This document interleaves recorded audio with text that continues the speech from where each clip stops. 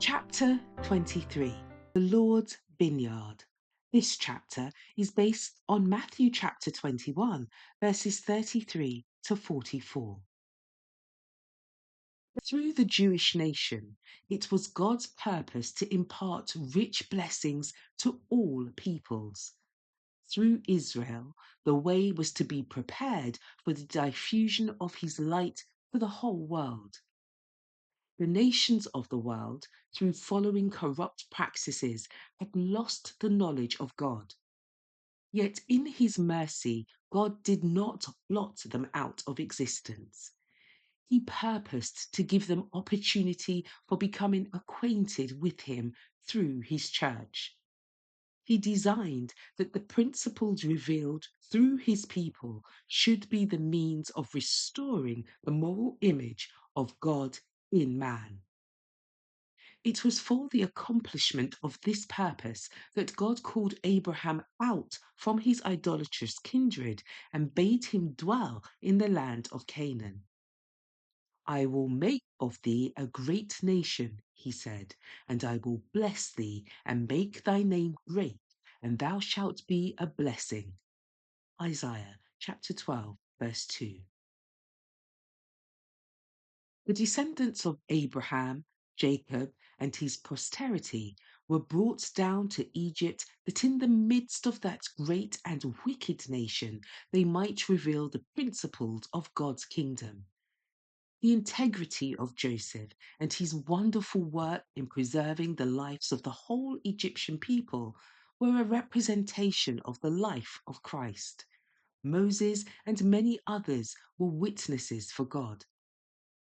In bringing forth Israel from Egypt, the Lord again manifested his power and his mercy. His wonderful works in their deliverance from bondage and his dealings with them in their travels through the wilderness were not for their benefit alone. These were to be as an object lesson to the surrounding nations. The Lord revealed himself as a God above all human authority and greatness.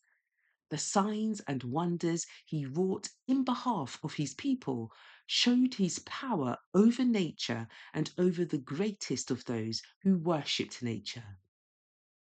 God went through the proud land of Egypt as he will go through the earth in the last days. With fire and tempest, earthquake and death, the great I Am redeemed his people. He took them out of the land of bondage. He led them through the great and terrible wilderness, wherein were fiery serpents and scorpions and drought. Deuteronomy chapter 8, verse 15. He brought them forth water out of the rock of flint and fed them with the corn of heaven. Psalm 78, verse 24. For, said Moses, the Lord's portion is his people. Jacob is the lot of his inheritance. He found him in a desert land and in the waste howling wilderness.